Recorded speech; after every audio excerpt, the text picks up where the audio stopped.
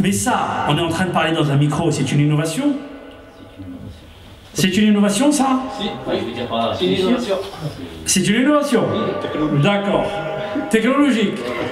Ouais, mais il y a juste ou là là? C'est une bonne innovation. Ah! C'est une innovation ou là là? C'est une invention. C'est une invention. البدعة في العبادة. Non, non, البدعة في العبادة. العبادة التي لم يفعلها الرسول صلى الله عليه وسلم. Quand toi tu crées une nouvelle ibada, ça c'est le bid'a. Ok? Par exemple, le Rasul sallam, il s'est jamais mis avec ses sahaba, il a commencé Allah, Allah, Allah. Ça c'est une bid'a. Le Rasul sallam, il n'a pas fait ça. Mais parler dans le micro, c'est une excellente invention. Sinon, tu pars à la Mecque en chamel. Hein? Tu prends pas le Boeing 747. D'accord? Non, mais il faut comprendre ce que c'est la bid'a. Mais voilà, la bid'a fait l'ibadat, la bid'a fait le din. Donc, l'ihtifal bil mawlid. Dans le sens qu'on ihtifal la naissance du prophète, effectivement, le prophète l'a jamais fait. Effectivement, on essaie de ressembler à l'Yahoud ou al-Nasara. C'est eux qui fêtent les anniversaires. Nous, on ne fête pas l'anniversaire. Ok? On lui a posé la question, pourquoi tu jeûnes le lundi? Qu'est-ce qu'il a dit? Parce que je suis né le lundi. Il a dit ou là? Donc, si on veut nahtaflou bin Nabi sallallahu alayhi wa sallam, comme a dit le frère, pas seulement ce jour-là, mais sur toute l'année. Ou أعياد المسلمين واضحة باينة. عيد الفطر وعيد الأضحى. Il y a deux عيد في l'islam. عيد الفطر بعد رمضان وعيد الأضحى يوم الحج. Donc, si on veut fêter le prophète sallallahu alayhi wa sallam, si tu veux vraiment fêter le prophète sallallahu alayhi wa sallam, tu fais quoi? Ce jour-là, tu fais quoi? Qom al-layl. Et ça tu verras. La ahyayta sunnata rasulillah sallallahu alayhi wa sallam. Et tu ne fais pas la bid'a. لأن قيام الليل كان فرضا على رسول الله. C'était une obligation pour lui. أنا تقراها في أصول الفقه، لما تقرأ أصول الفقه يقول لك كاين أمور خاصة بالنبي صلى الله عليه وسلم. أوكي؟ وإذا سألتموهن متاعا فاسألوهن من وراء حجاب. هذا خاص بنساء النبي. خاص بنساء النبي، يعني نساء النبي ما تكلمهاش غير من وراء حجاب. كما أن الرسول صلى الله عليه وسلم قال لا تواصلوا. الرسول صلى الله عليه وسلم a dit ne jeûnez pas en continu. قالوا له إنك تواصل يا رسول الله. Toi tu jeûnes en continu, tu jeûnes la journée, la nuit tu jeûnes, tu manges pas, et le lendemain tu rejeûnes de nouveau. قالوا لست كأحدكم, je suis pas comme vous. كاين أمور خاصة بالنبي, comme le fait d'avoir plus de 4 épouses. خاصة بالنبي. Ok?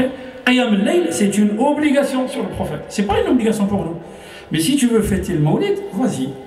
Fais comme le prophète. Fête le Mawlid, qiyam al-layl. Et si vous regardez dans l'histoire, quand est-ce qu'on a commencé à fêter le Mawlid? Quand les gens sont partis, sont éloignés min al-ibadat ou min al-din, on a essayé de leur rappeler que le prophète sallallahu alayhi wa sallam, ce jour, on peut faire halqa dhikr ou la halqa. Voilà, c'est venu de là. Mais effectivement, si tu veux fêter le prophète sallallahu alayhi wa sallam, tu le fêtes bi ta'atillah subhanahu wa ta'ala. Ou les ulama, arja al-fatawi, Cheikh Nouba, Cheikh Al-Thamine, quand ils ont dit l'ihtifal bil mawlid, واش قالوا؟ قالوا الاحتفالات يعني le couscous que tu fais ou je ne sais pas الأطعمة que tu fais واختلاط النساء وشرب المسكرات, هذا لا يجوز. هذا لا يجوز. لكن تقول اليوم زاد الرسول صلى الله عليه وسلم نقوم الليل ونصوم هذاك اليوم, هذه نعمة. fais-le. Ok les frères. Donc il faut l'insan يفهم معنى البدعة. Je vais vous dire autre chose. Parce que beaucoup de frères te disent Lam yaf'alhu Rasulullah sallallahu alayhi wa sallam. Effectivement, le prophète, il n'a pas fait beaucoup de choses. Ça, al-Mashaf. Ok? Man jama'ahu, qui c'est qui l'a rassemblé en un livre? Sahaba. Fait Ahd Abu Bakr. Comme on dit. Fait Ahd Abu Bakr. Omar al-Khattab, il va voir Abu Bakr et lui dit Ma'rakat al-Yamama. Al-Yamama, c'est Riyad aujourd'hui. Il y a une grande bataille au Conseil de Al-Kadhab. ماتوا 70 من الصحابة, 70 personnes des compagnons du prophète qui portaient le Coran, ماتوا. Abu Bakr, Omar, il va voir Abu Bakr et lui dit il faut absolument qu'on écrive le Coran et qu'on le mette en livre, parce que sinon on va perdre certaines ayats. Abu Bakr, il va prendre Zayd ibn Thabit. Zayd ibn Thabit, كان يخدم الرسول صلى الله عليه وسلم. C'était un serviteur du prophète. Et il était serviteur du prophète à 10 ans. À 12 ans, il a appris le Coran. À 14 ans, le prophète il lui dit تعلم لغة اليهود, va apprendre l'hébreu. Zayd ibn Thabit qui mate le prophète sallallahu alayhi wa sallam, il avait 18 ans. Abu Bakr lui dit c'est toi qui va faire cette mission. Il dit quelle mission? Il dit tu vas rassembler le Coran. Tu vas rassembler le Coran في كتاب واحد. قال laisse-moi réfléchir parce que comment je vais faire quelque chose que le prophète n'a pas fait. Donc vous voyez la bid'a ayyuha al-ikhwa, hein? Et c'est lui qui a, avec un comité, il n'a pas مدموش القرآن هك. Non. يجمع الصحابة يجمع القراء اللي كانوا عند الرسول صلى الله عليه وسلم. شكون اللي كان مع الرسول صلى الله عليه وسلم؟ رؤوف رحيم. فإن تولوا فقل حسبي الله لا إله إلا هو عليه توكلت وهو رب العرش العظيم. وهذا الدعاء من قال الصباح يعني في الصباح يقول حسبي الله لا إله إلا هو عليه توكلت وهو رب العرش العظيم on te fera pas de mal. والله سبحانه وتعالى يتولى الأمور تاعك. قرأ الصباح بعد صلاة الصبح قرأ بعد صلاة المغرب قرأ هذا الدعاء. Quand ils sont arrivés à cette ayah, ils ont trouvé une personne, Khazima, اللي عنده الآية هذه. لكن خزيمة وش قال عليه الرسول صلى الله عليه وسلم؟ قال له أنت الرجل ذو الشهادتين. Il a frappé sur sa poitrine et il lui a dit أنت الرجل ذو الشهادتين. Toi tu es l'homme dont le témoignage compte pour deux. Pourquoi? Un jour le prophète sallallahu alayhi wa sallam il va au marché. Il voit quelqu'un qui vend un cheval. Il lui dit combien? Il te donne 50 dirhams par exemple. Quand je te donne 50 dirhams, voilà, viens avec moi à la maison, je te l'achète. Je te donne les 50 dirhams et tu me donnes le cheval. Sur le chemin, il y a des gens qui voient le cheval, ils vont voir le vendeur et lui disent combien tu as vendu, nous on te donne plus. Ok, allez donner. Le prophète il revient vers lui et dit mais tu m'as vendu. Le gars il dit non, je t'ai pas vendu. Subhanallah, tu m'as vendu. Et il ramène un témoin. Khazima il était là. Il lui dit moi je témoigne. Tu lui as vendu. Le gars il regarde les autres qui ont rajouté, il dit bon je peux pas, il a un témoin, je peux pas vous vendre. Donc il va avec le prophète et le prophète lui donne l'argent, il prend le cheval. Le prophète il dit à Khazima, il dit mais comment tu as pu témoigner que tu n'étais pas dans la transaction, tu n'étais pas avec moi? قل له يا رسول الله ينزل عليك الوحي من فوق 7 سماوات et on te croit وآمنا بك contre un vendeur qui veut gagner juste quelques sous. C'est toi qui as raison, on sait que tu dis la vérité, lui il ment. أنا أشهد بأنك على حق وأشهد بأنك صادق. الرسول صلى الله عليه وسلم il tape sur sa poitrine, il dit أنت الرجل ذو الشهادتين. Autrement dit, si on écrit un acte ou un pacte où il faut deux témoins, Khazima il suffit. Et quand ils sont, subhanallah, regardez, quand le Rasul sallallahu alayhi wa sallam dit Anta rajul dhu shahadatayn, quand ils ont écrit le Mashaf, quand ils ont cherché deux témoins pour cette ayah, ils ont trouvé que Khazima. Mais Khazima, c'est quelqu'un qui, dans le témoignage, il vaut deux hommes. Vous avez vu, ayyuha al-ikhwa? Comment ils ont fait le classement des sourates? Comment ils ont fait le classement des sourates? هذا اجتهاد من الصحابة. Le classement des sourates اجتهاد من الصحابة، لكن كيف اجتهد الصحابة؟ يقول السيوطي أنهم لما كان جبريل يأتي الرسول صلى الله عليه وسلم في رمضان مرة فيعرض عليه القرآن. Jibril il descendait et le prophète sallallahu alayhi wa sallam il récitait tout le Coran devant Jibril. Jibril était là, les Sahaba ils étaient autour de lui. Et il commençait, fait le Fatiha et finissait le Nas. Et la succession des sourates, c'est dans la succession, dans la lecture du prophète sallallahu alayhi wa sallam. Et il l'a lu deux fois le prophète sur Jibril quand? Avant sa mort, la dernière année. Et d'ailleurs, quand il est venu deux fois, le prophète a pressenti que c'était sa dernière année. Ok? On fera, Inch'Allah, ulum al-Qur'an, enfin un peu de ulum al-Qur'an, vous allez voir, hein, c'est. Masha'Allah, hein, vraiment, hein, c'est. Qur'an, hein, c'est pas. يقول العلماء الكلام وصف للمتكلم. Les paroles, elles vous donnent, comment dire, elles vous donnent la nature de celui qui parle. Quand vous parlez à quelqu'un qui dit des grossièretés, astaghfirullah, vous dites celui-là c'est un voyou, c'est un. Quand vous parlez à quelqu'un qui a une éloquence, qui a une science, vous dites Masha'Allah, c'est quelqu'un qui est savant. Ah, c'est vrai. Le Coran, quand vous lisez le Coran, tu vois عظمة الله سبحانه وتعالى. عظمة الله سبحانه وتعالى في القرآن. Mais vraiment, hein, c'est. Donc on a parlé de قل بفضل الله وبرحمته فليفرحوا. Allah subhanahu wa ta'ala dit dans le Coran قل بفضل الله وبرحمته فليفرحوا. الصحابة رضوان الله عليهم يفسرون رحمة الله سبحانه وتعالى بمجيء رسول الله صلى الله عليه وسلم. Le fait que la venue du prophète, c'est ça la miséricorde d'Allah subhanahu wa ta'ala. Il y a une femme qui demande est-ce que zakat al-dhahab, pardon, هل تعطيها لشخص واحد? Est-ce qu'elle peut la donner à une seule personne? Elle a une zakat comme ça.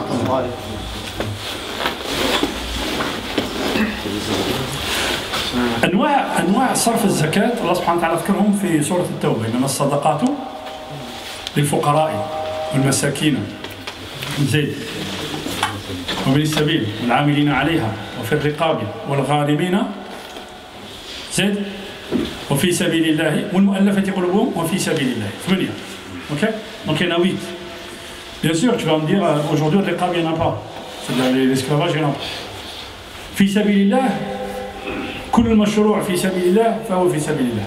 Ibn al-Sabil, c'est quelqu'un qui a imaginé par exemple quelqu'un qui est riche chez lui, qui arrive ici en France et qui n'a plus d'argent. Celui-là on lui donne la zakat. Al-Faqir ou le miskin, il y a une différence. Al-Faqir c'est celui qui n'a pas de quoi se nourrir le jour même. Al-Miskin, c'est celui qui a de quoi se nourrir mais qui n'arrive pas, qui a des difficultés. Al-Gharimin, c'est celui qui a des dettes. العاملين عليها يعني الناس اللي يجمعوا الزكاة الغارمين إذن الزكاة on la donne à ces gens-là. Si tu arrives à diviser ta zakat en 3 ou 4 catégories de ces gens-là et la donner à ces gens-là, c'est bien. Si tu n'arrives pas, il n'y a pas de problème. Et tu la donnes l'aqrab fal-aqrab. Ça veut dire quoi l'aqrab fal-aqrab? Tu commences par les gens qui sont proches de toi. Tu commences par ton frère, par ta soeur, par ta tante, par ton fils. Et non, ton fils, tu lui donnes pas de zakat. Mais pas rien. Voilà. Ton fils, non, tu lui donnes pas de zakat et ton père non plus. On avait dit quand on a fait le cours sur zakat que l'ascendant et le descendant, ils ne reçoivent pas de zakat. Tu ne donnes pas de zakat à ton fils parce que ton fils, tu as l'obligation de l'entretenir. Comme ton père, s'il est pauvre, tu as l'obligation de l'entretenir. Ou ta mère, tu ne lui donnes pas de zakat. Zakat, il faut qu'elle sorte de toi. Elle sorte.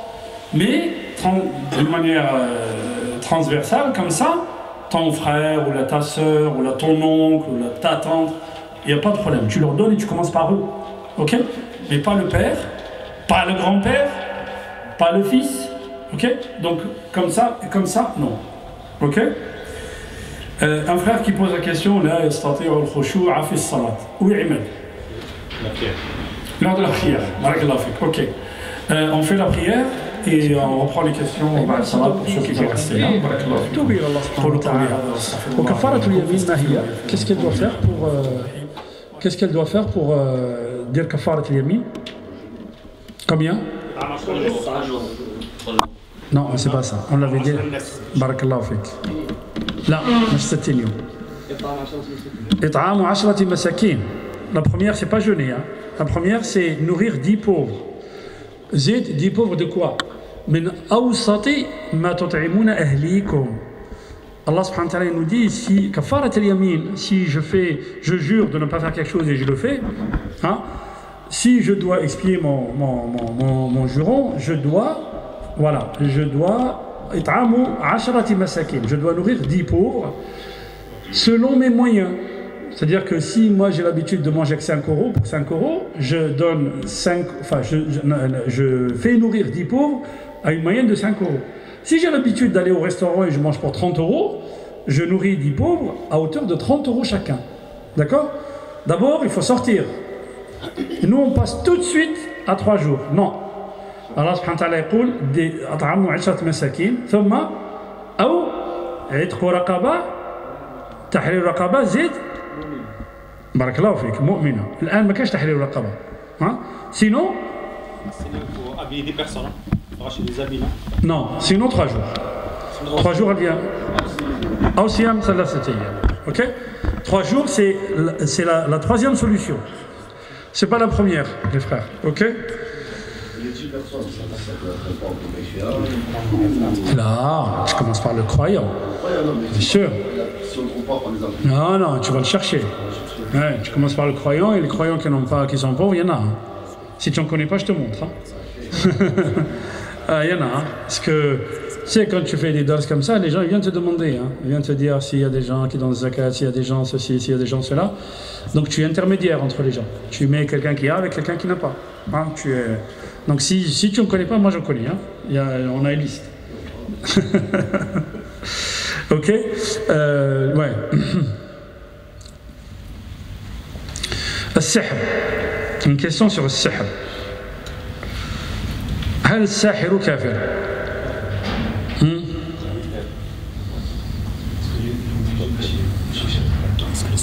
بارك الله فيك. بارك الله فيك. C'est tout à fait ce qu'a dit le frère.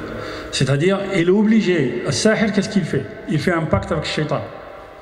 Il fait un pacte avec le shaitan. Et le shaitan, il ne travaille pas gratuitement. Le shaitan, si tu fais un pacte avec le shaitan, il te demande quelque chose en retour. La quelque chose en retour, c'est quoi? C'est le kufr. Billah subhanahu wa ta'ala. في الشرع الإسلامي الساحر يقتل وإن تاب même s'il se repente on l'exécute. السحر كفر والرسول صلى الله عليه وسلم يقول اتقوا السبع الموبقات. اتقوا, il faut que vous éloignez des 7 grands péchés. Les 7 grands péchés, يخلد في جهنم. C'est quoi? Première, c'est shirk billah. Deuxième, la sihr. Ok, sihr. Juste après, bien sûr, il y a uquq al-walidain fait d'autres hadiths. Dans d'autres hadiths, il y a uquq al-walidain, effectivement. Mais dans ce hadith-là, le Prophète sallam il parle de shirk. Juste après, السحر ثم قتل النفس بغير حق قتل النفس المؤمنة بغير الحق. Allah صلى الله عليه وسلم il a placé السحر avant قتل النفس. زيد عقوق الوالدين، زيد شهادة الزور، زيد أكل مال اليتيم، والسابعة قذف المحصنات المؤمنات الغافلات. قذف المحصنات c'est quoi? Oui frère. Alors, en français, la première, non, mais t'as raison.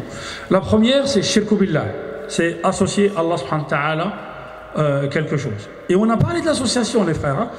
L'association, c'est pas seulement ce qu'on disait à l'époque, ils mettent des idoles et ils commencent à se prosterner devant eux. Ça, c'est à l'époque. Aujourd'hui, l'association, c'est quoi? Par exemple, barakallahu fik. Pardon? Oui, c'est la tête de mon mère. Mais il y en a qui se prosternent devant l'argent. Hein. Il y en a qui se prosternent devant l'argent. Il y en a qui, quand on vous dit un crime passionnel, c'est-à-dire sa passion est devenue son idole. C'est sa passion qui le guide, qui le dirige. Allah subhanahu wa ta'ala dit Afara'ayta man ittakhadha ilahahu hawah. El-hawa, ses envies, ses passions. C'est ça. Donc, c'est devenu son idole à lui. C'est devenu l'ilah ta'ala. Il y en a qui adorent leurs enfants, il y en a qui adorent leurs épouses, il y en a qui adorent les joueurs, il y en a qui adorent les people. Quand quelqu'un il passe la journée devant l'hôtel d'un chanteur ou je ne sais pas quoi et qui se... Mais c'est quoi ça? C'est l'idolâtrie. Hein? Quand quelqu'un il fait ce que lui dit Allah subhanahu wa ta'ala يقول لك صلي, fais la prière. Ne te casse pas la tête. الرزق على Allah subhanahu wa ta'ala. Nous allons voir après dans l'explication d'une ayah saghira min surat al-Baqarah. Et vous allez voir le sens profond d'une ayah في surat al-Baqarah. سيدنا إبراهيم عليه السلام لما قال الله سبحانه وتعالى رب اجعل هذا البلد آمنا وارزق أهله من الثمرات لا من آمن منهم. Hein? سيدنا إبراهيم il a dit fais de ce pays un pays de sécurité et donne à manger et à nourrir à ces gens-là من آمن منهم les croyants. الله سبحانه وتعالى ايش قال له؟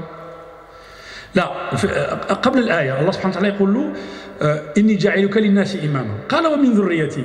Allah subhanahu wa ta'ala dit je vais faire de toi le guide spirituel de toute l'humanité. Sayyidina Ibrahim dit et de ma descendance. Allah subhanahu wa ta'ala يقول له لا ينال عهدي الظالمين. Les gens qui sont injustes avec eux-mêmes, avec Allah subhanahu wa ta'ala, khalaqak, et tu adores quelqu'un d'autre. Celui qui est injuste, Allah subhanahu wa ta'ala lui donne pas le message. Dans la deuxième partie du verset, Allah subhanahu wa ta'ala, Sayyidina Ibrahim, quand il a demandé la sécurité pour ce pays et que Allah subhanahu wa ta'ala lui descend tous ses biens, قال من آمن منهم سيدنا إبراهيم il a eu peur قال juste les croyants Allah subhanahu wa ta'ala قال non ومن كفر فأمتعه. Comment les ulama ils expliquent ce verset? يقول لك الرزق على الله للمؤمن والكافر. Que tu sois croyant ou pas, Allah subhanahu wa ta'ala لما خلقك comme il a mis ton âge, nafs, الروح فيك, il a mis ton risque. T'inquiète, ton risque il arrive, qu'il soit mu'min ou la kafir. Sauf que si tu es croyant, il t'arrive beaucoup plus facilement. Et tu ne vas pas adorer ton risque, tu ne vas pas adorer ton travail. Tu travailles, tu fais. Mais il faut que tu prennes les moyens, tu mettes les moyens en place. Mais il faut que tu saches que le risque ya'ti min Allah subhanahu wa ta'ala. Il faut que tu saches ça. Ok? Donc, le risque min Allah subhanahu wa ta'ala. Pour revenir à hadith al-mubiqat, la première c'est quoi? Al-shirku billah. L'association à Allah subhanahu wa ta'ala. Deuxième c'est quoi? C'est sihr. C'est la sorcellerie. Troisième c'est tu es un musulman, tu es un croyant. Quatrième c'est uquq al-walidayn, c'est la désobéissance aux parents. La cinquième c'est qu'est-ce qu'on a dit? La qadf al-muhsanat hiya as-sab'a. Le faux témoignage, shahadat az-zur. السادسة قالت اليتيم. شهادة الزور c'est le faux témoignage. ثم أكل مال اليتيم, c'est manger ce que la tarikat al-yatim, haqq al-yatim, voilà. Et la septième, c'est qadf al-muhsanat, c'est la calomnie contre des personnes qui sont pieuses et qui sont pures, qui sont pieuses. Quand tu dis une femme elle a fait ceci, elle a fait cela, c'est terrible hein, quand tu joues avec l'honneur des femmes. On avait expliqué, souvenez-vous les frères, Allah subhanahu wa ta'ala, hadd az-zina, fi l'islam, quelqu'un qui a commis l'adultère. Fi l'islam, c'est quoi son châtiment? Naam. Lapidation. Non. Là, il a commis zina, والزانية والزاني فاجلدوا كل واحد منهما 100 جلدة. Donc c'est 100 coups de fouet. Là, مش رجم. 100 coups de fouet. C'est ça. Là, non, 100 coups de fouet. Attendez. Mais écoutez bien, parce qu'on vous raconte n'importe quoi et on avale. Allah subhanahu wa ta'ala يقول, celui qui commet az-zina, il reçoit 100 coups de fouet. Mais à condition, quelle est la condition? Qu'il y ait des témoins qui l'ont vu. Barakallahu fait combien de témoins? 4. Et s'il y en a 3, c'est pas bon. Et qu'est-ce qu'on fait? Non, tu dis rien. Qu'est-ce qu'on fait? On en trouve un quatrième. Comment? Il n'y a pas de châtiment. Non, il y a eu un zina. Alors attendez. Pour que vous compreniez bien, parce qu'on vous balance les choses comme ça, l'islam il est dans sa globalité. L'islam c'est pas juste on frappe les gens. Non, c'est pas ça l'islam. Hein? C'est pas ça.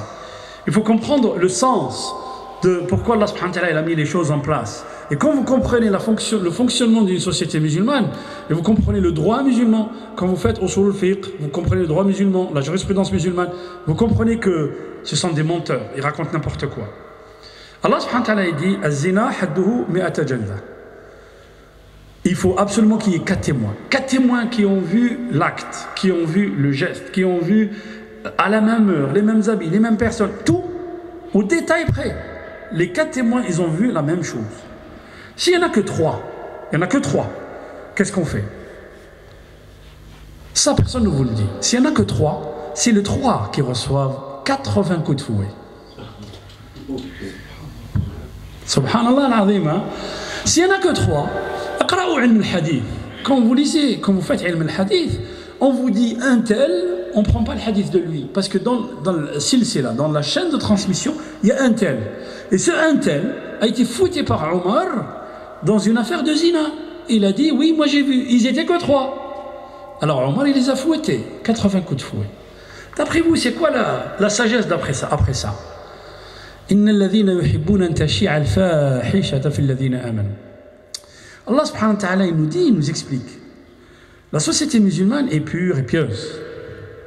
Si moi je viens et je dis j'ai vu un tel, il a commis l'adultère. Si je sais que je suis seul, même si j'ai vu, je la ferme. Barakallahu fik. Pour éviter de parler sur le fitna, de parler sur l'honneur des gens. Maintenant, celui qui fait zina devant 5 ou 6 personnes, celui-là, il s'en fout de la société. Comme il s'en fout de la société, celui-là, il reçoit 100 coups de fouet. Est-ce que vous avez compris le sens? Parce que quelqu'un qui fait zina devant 4 ou 5 personnes, vraiment, il s'en fout de la société. Généralement, quelqu'un qui fait zina, il s'enferme ou il se cache. Celui-là, il s'en fout. Il y a 4 ou 5 personnes qui l'ont vu. Donc, si lui, il s'en fout de la société, elle l'arrête de suite. Comme ça, les turpitudes ne sévissent pas dans la société musulmane. Vous avez compris le sens, les rois? Mais ça, on ne vous le dit pas. On dit, oh, les musulmans, ils fouettent. Non, on ne fouette pas comme ça, non. S'il y a 3, on fouette les gens, les 3. Parce qu'il n'y a pas le 4e. Ne parlez pas sur les gens. Et c'est ce qu'on dit dans le hadith. Al-qadf al-muhsanat. Tu ne viens pas et tu dis, cette femme, elle a fait, cette femme, c'est une... Hada qadf. La hawla wa la quwwata illa billah. Vous parlez avec les gens, ouais, mais celle-là, tu sais. Celle-là, ouais. Pourquoi tu dis ça? Regarde comment elle s'habille. Est-ce que tu l'as vu faire le fahisha? Tu l'as vu ou pas? Non. Mais alors pourquoi tu parles? Pourquoi tu parles? Ok, elle s'est habillée mal, tu vas la voir, tu lui dis non, c'est pas une façon de s'habiller, tout ça, ok. Mais dire des choses immondes sur une personne, tu n'as pas le droit. Regardez le Coran. Allah subhanahu wa ta'ala yahfaz a'rad an-nas. Tu n'as pas le droit de parler sur les gens comme ça. Tu n'as pas le droit de calomnier. Tu calomnies, d'accord. De toute façon, tu subiras le châtiment ici et tu le subiras chez Allah subhanahu wa ta'ala. Donc la calomnie, c'est grave, ayyuha al-ikhwa. C'est vraiment grave. Mais nous, on parle et on dit des choses et on ne mesure pas ce qu'on sort. Wa inna ar-rajula, Allah sallallahu alayhi wa sallam dit, la yantiqu bil kalima tahwi bihi 70 kharifan fi jahannam. Des fois, une personne parle, dit une parole. Elle le descend 70 automnes au fin fond de l'enfer, le prophète il dit. 70 automnes, il descend 70 ans, il est en train de descendre en enfer. Pour une parole. Pour une parole. Quand Aïcha, on a parlé sur elle, et qu'on a dit, elle a fait les turpitudes avec Safwan. Allah subhanahu wa ta'ala قال والذي تولى كبره له عذاب عظيم عظيم. Allah subhanahu wa ta'ala يقول, quand vous entendez ça, ne le répétez pas. Il le dit aux Sahaba. Vous avez entendu ça? لولا إذ سمعتموه قلتم هذا بهتان عظيم. Ne le répétez pas. C'est pas parce que quelqu'un l'a dit que tu le répètes. Mais ça, c'est parce qu'on n'a pas compris l'islam, ayyuha al-ikhwa. L'islam, c'est salat ou zakat, effectivement. Mais Allah sallallahu alayhi wa sallam, buniya l'islam. Tu as construit ton islam sur ça. Tu construis ton islam sur salat. Mais derrière, il y a un comportement à avoir dans la société. Si ton comportement n'est pas adéquat avec ce que tu fais, tu viens chez Allah, tu dis Iyyaka na'budu wa iyyaka nasta'in. Iyyaka na'budu. A'budu Allah subhanahu wa ta'ala. Allah subhanahu wa ta'ala te dit ne calomnie pas. Allah subhanahu wa ta'ala te dit ne mens pas. Allah subhanahu wa ta'ala te dit respecte tes parents. Vous comprenez maintenant quand quelqu'un vous dit soi-disant Za'ma il salli, Za'ma il fait la prière celui-là, soi-disant il salli. C'est ça ce que ça veut dire. Parce que ça veut dire quoi? Ça veut dire que ta salat, elle est censée t'éduquer. Si ta salat, elle ne t'éduque pas, tu fais quoi? Rien. Voilà. Ça veut dire que ton cœur, il n'est pas présent dans la salat. Ça veut dire que tu fais une gestuelle devant les gens. Mais ton cœur, il n'est pas avec Allah subhanahu wa ta'ala. Oui, frère. Juste une expérience. Si on parle de quelqu'un pour protéger une personne qu'on aime bien, quoi. Mais on parle de quelqu'un pour la mettre en garde, quoi. Regarde, cette personne, elle est... Non. La mettre en garde pour la protéger, peut-être. Non, tu lui dis, moi j'aime pas son comportement, ne traîne pas avec lui ou ne traîne pas avec elle. Ça s'arrête là. Mais dire que la personne a commis les turpitudes, c'est grave. Non, attends, que j'aime pas le comportement, moi je le dis à mon fils, je veux pas que tu traînes avec celui-là. Point, ça s'arrête là. Je veux pas que tu traînes avec celui-là, parce que je sais que le comportement de celui-là, il est, donc je veux pas que tu traînes avec lui. Voilà. Mais dire que cette personne elle a fait, j'invente de ma tête, non, ça c'est grave. Ok, ça c'est grave. Ok, donc pour revenir à as-sihru kufrun. Ok, as-sihru kufrun. Oui frère. J'ai une question par rapport au sihr, parce qu'il y a beaucoup de personnes, du jour au lendemain, je sais pas, mentalement, ils deviennent un peu... Ça peut arriver. Et ils vont voir des personnes qui, soi-disant, les guérissent. Mais Allah, après, ils vont bien, mais on dirait qu'ils leur font je sais pas ce qu'ils leur font. Alors, j'ai fait ça, un tel, c'est lui qui t'a fait, il ne va pas le voir, c'est lui qui t'a fait, accroche ça là-bas, enterre ça, t'inquiète, ça t'arrivera plus. Qu'est-ce que dire Barakallahu fik, ouais. Enterre ça, mets ça. Alors d'abord, je vais vous donner une règle. Hein. Quand vous allez voir quelqu'un, vous lui dites Fatima Ruqya, fais-moi Ruqya, qui vous demande de l'argent, c'est un charlatan. D'accord? Parce que des gens m'ont raconté des trucs, je suis resté halluciné. Le gars, on lui ramène une bouteille, 50 € la bouteille, hein, il te fait Ruqya 50 €. Comme si toi, quand tu lis le Coran, ça n'a pas le même effet. Qu'est-ce qu'il va faire sur Ruqya, c'est quoi, non, mais très sérieusement, parce que ce sont des choses. En fait, on s'est tellement attardé sur ça et on a oublié l'essentiel. L'essentiel, c'est quoi? L'essentiel, c'est la liaison, on a dit salat, c'est la liaison avec Allah subhanahu wa ta'ala. C'est wa an atlu al-Qur'an. Hein? الرسول صلى الله عليه وسلم الله سبحانه وتعالى dit اتلو القرآن اتلو ما أوحي إليك من ربك وأقم الصلاة تلاوة. وش معنى التلاوة؟ التلاوة c'est pas القراءة. الله سبحانه وتعالى ما قالش وأن أقرأ القرآن وأن أتلو القرآن. Tu le comprends, tu essaies de comprendre le sens profond du Coran, ce que Allah subhanahu wa ta'ala veut dire par ça. Quand nous, ça, on l'a pas ouvert, on ne sait pas ce qu'il y a dedans. On s'est attaché, aïe aïe aïe, tu verses de l'eau. On s'est attaché les services des charlatans. Ok? N'importe quel charlatan, il vient aujourd'hui, ah, bik al-'in ou bik al-sihr. Donne 50 €, donne 100 €, et moi je vais t'enlever l'in et le sihr. Ayyuha al-akh al-karim, moi je vais te dire comment tu enlèves l'in et le sihr sans passer par les charlatans. Qara al-Qur'an. Non, c'est bon, c'est bon. Barakallahu fik. Qara al-Qur'an, hassan nafsak. Quand tu te lèves le matin, tu fais salat al-subh avec l'imam, le dhikr, barakallahu fik. بسم الله الذي لا يضر مع اسمه شيء في الأرض ولا في السماء وهو السميع العليم. Si tu dis ça tous les matins, Allah subhanahu wa ta'ala يرسل لك ملك يحفظك. يرسل لك ملك يحفظك. On avait dit, vous savez combien de malaks il y a autour de nous? Vous savez combien? Une infinité.